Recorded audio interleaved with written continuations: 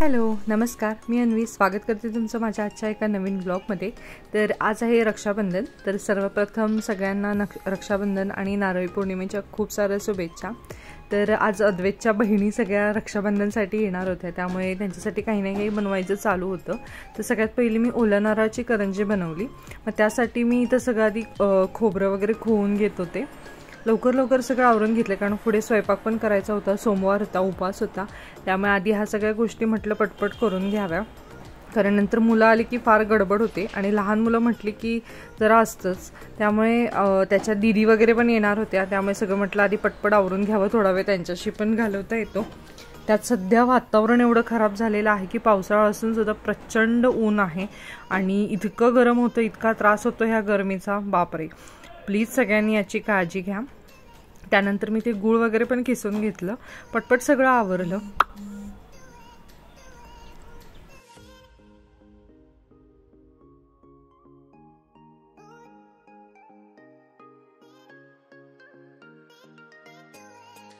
सगळ्यात आधी मी ते सारण बनवून घेतलं, कारण सारण आधी बनवून घेतलं की नंतर जेव्हा करंज्या करायच्या असतात तेव्हा तोपर्यंत ते सारण गार होतं। त्यामुळे मी आधी सगळ्यात पहिली सारणच तयार करून घेतलं। अद्वैत पण झोपला होता आज, त्यामुळे म्हटलं पटपट आवरावं त्याचं, कारण उठायची वेळ पण झाली होती, तो कधीही उठणार होता। त्याआधी म्हटलं जेवढं होईल तेवढं पटपट आवरावं। हे करता करता मी बाकीची कामं पण करत होते, कारण कसं आहे की संध्याकाळी जेवणाला सगळी आली की मग गडबड होते। त्यामुळे म्हटलं आधी हे काम करता करताच मी स्वयंपाकाचं पण थोडंफार तयारी करून ठेवत होते, किंवा जे काही आवरायचं होतं बाकीचं इतर गोष्टी त्या पण आवरून घेत होते।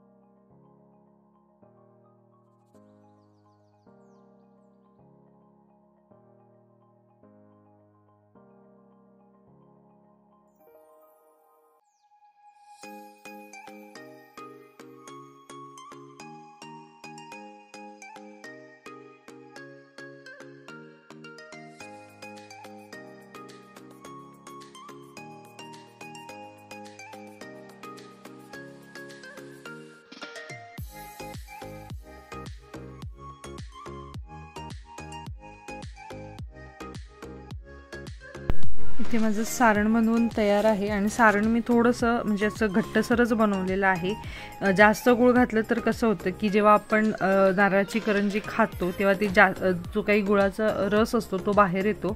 असं दाटसर केल्याने काय होतं की छान खायला पण छान वाटतं आणि चवीला पण छान लागतं। त्यानंतर मी इथे यामध्ये वेलची पूड ॲड केली, व्यवस्थित मिक्स करून घेतलं आणि मग गार होण्यासाठी साईडला करून ठेवलं।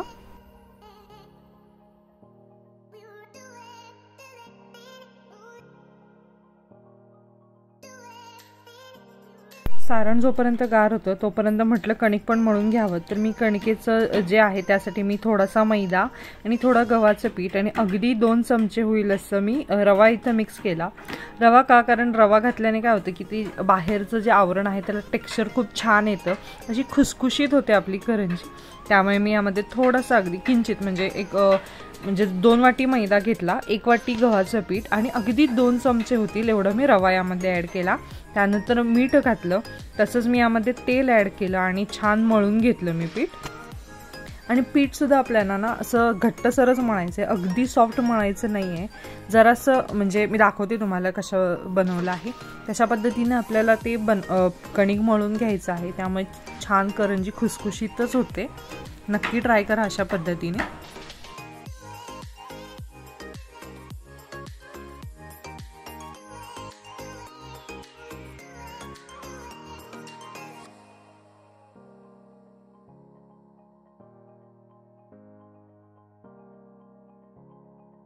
तर अशा पद्धतीने एवढं दाटसर असं आपल्याला हे कणिक मळून घ्यायचं आहे आणि 15 ते 20 मिनिटासाठी आपल्याला हे कव्हर करून ठेवायचं आहे। त्यानंतर मी इथे 15-20 मिनिटं झाल्यानंतर आता करंजी बनवायला घेतल्या होत्या, तोपर्यंत अद्वैत पण उठला आणि त्याची लुडबुड चालू होती, काही नाही काही प्रश्न तरी विचारायचं, नाहीतर मागे मागे उभं राहायचं।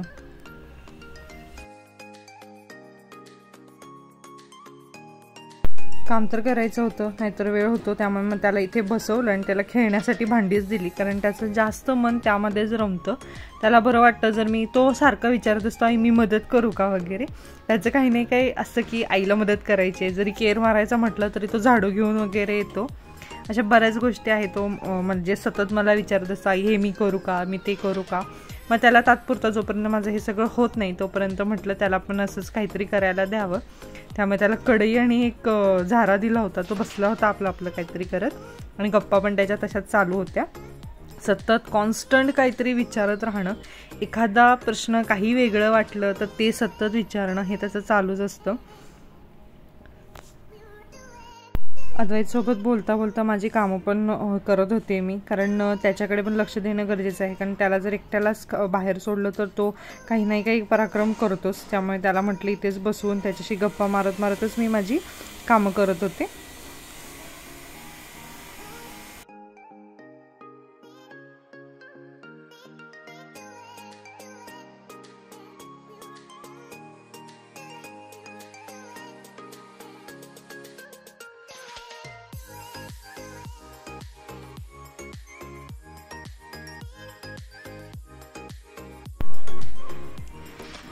पटपट सगळं आवरलं तोपर्यंत माझ्या करंज्या पण बनवून झाल्या. आता मी तेल पण गरम करायला ठेवलं होतं.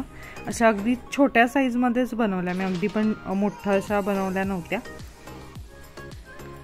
तोपर्यंत मी तेल पण गरम करायला ठेवलेलं. मग एक एक आता भाजून पण घ्यायचं म्हटलं, पटपट तळून घ्यायचं.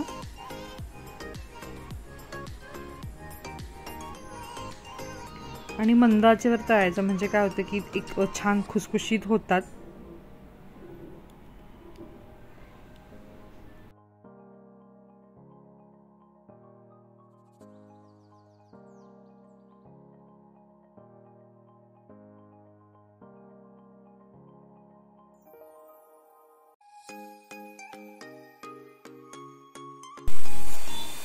असं गोल्डन ब्राऊन होईपर्यंत आपल्याला छान भाजून घ्यायचे, तळून घ्यायचे आहेत. तर माझ्या नारळाच्या करंज्या तर छान बनवून झालेल्या. आता बाकीच्या पण मी असंच तळून घेते. दोन्ही साईडने व्यवस्थित खरपूस भाजल्या गेल्यात. आता मी साईडला करून ठेवणार आणि बाकीच्या करंज्या पण मी असंच पटकन तळून घेणार आहे.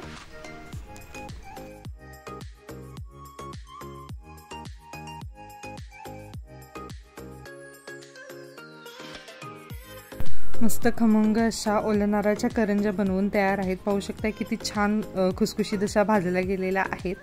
तुम्ही नक्की ट्राय करा, म्हणजे तुम्हालाही लक्षात येईल की अशा पद्धतीने केल्यावर खूप छान होतात. त्यानंतर मग हे सगळं काम आवरलं, जसं म्हटलं बाकीचं पण आवरावं, म्हणजे कट्टा भांडी वगैरे सगळं होतं ते पण पटपट आवरावं. कारण काय होतं की नंतर जर करायचं म्हटलं की अजून भांडी पडतात आणि मग गडबड होते. त्यामुळे म्हटलं जोपर्यंत जे आहे तसं पटपट सगळं आवरावं.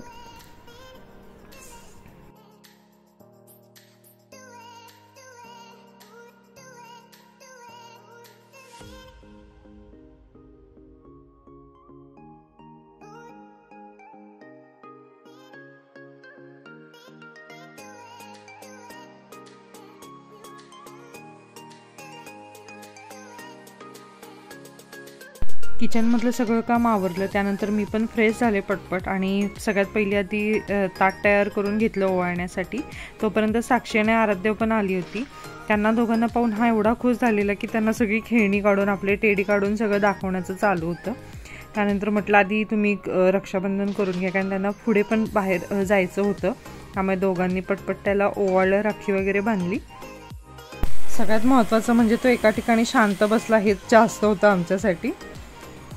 नाही तर सतत उठणं आणि एका जागी काय स्थिर बसत नाही तो. त्याला हे काहीतरी नवीन वाटत होतं, कारण मागच्या वेळी जेव्हा राखी बांधत रक्षाबंधनच्या वेळी तो फार लहान होता, त्याला हे काही समजत नव्हतं. ह्यावेळी तो फार एक्सायटेड होता, मज्जा करत होता सगळी. राखी बांधल्यावर लगेच उठायच्या तयारीत. त्याला खाऊ सांगितलं म्हणून पुन्हा बसला आणि लगेच उठून परत खेळायला सुरुवात. मग कसं बसं एकदा त्याला बसवलं. मग छोटी दिदी पण ओवाळायला घेतली त्याला.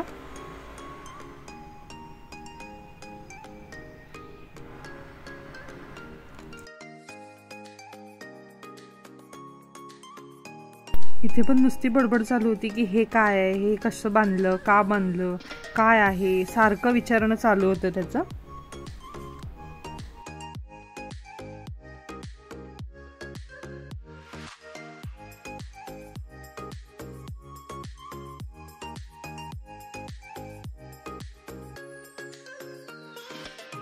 राखी बांधून ओवाळून झालं तसं म्हटलं तुम्ही खाऊन पण घ्या पटकन ना.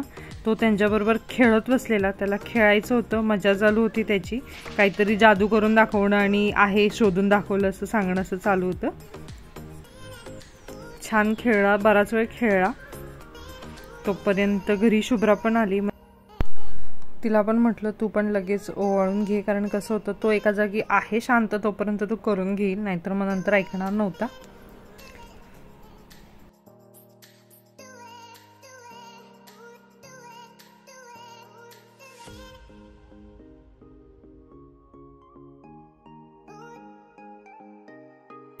थोड्या वेळानं खरंच मुलं फार इरिटेट होतात. तो तर राखी बांधून घ्यायला तयारच नव्हता, सारखं त्याचा हात झटकणं चालू होतं. काही केल्या घेईना, शेवटी त्याचा हात धरून बसले आणि राखी बांधून घेतली.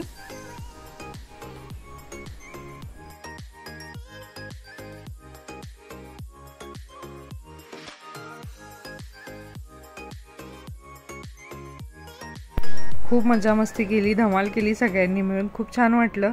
एकंदरीत संध्याकाळ खूप छान गेली. संध्याकाळ म्हणण्यापेक्षा एकंदरीत पूर्ण दिवसच खूप छान गेला. तो पण खूप खुश होता, एक्सायटेड होता. सकाळी पण त्याला ग्रीष्माने राखी बांधली तेव्हा पण एक्सायटेड, त्यानंतर आता ह्या सगळ्या आल्या त्यामुळे इथं पण खूप एक्सायटेड होता. त्यानंतर तो ती निघालेली जायला म्हणून तो त्यांना पाया पडत होता.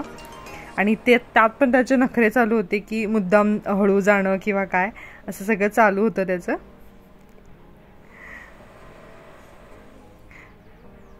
त्याला फक्त सगळीजणं आलेली पाहिजे असतं, जातेलं कोण नको. कोण आलं की सगळ्यात जास्त खुश तोच असतो. तर माझा हा आजचा व्लॉग मी इथंच थांबवते. एक छान मेमरी आहे जी मी तुमच्यासोबत शेअर केली आहे. होप तुम्हाला माझा हा आजचा व्हिडिओ आवडला असेल.